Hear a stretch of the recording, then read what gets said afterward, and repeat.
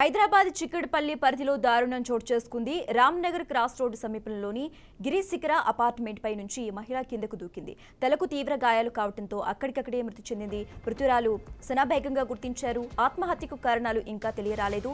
స్థానికుల సమాచారంతో క్లూస్ టీంలో రంగంలోకి దిగిన పోలీసులు కేసు నమోదు చేసుకుని దర్యాప్తు చేస్తున్నారు.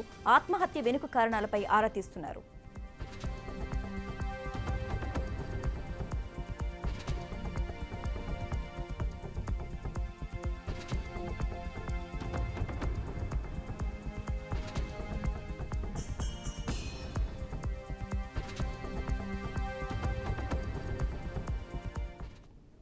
హైదరాబాద్ చిక్కడపల్లి పరిధిలో దారుణం వెలుగు చూస్తుంది.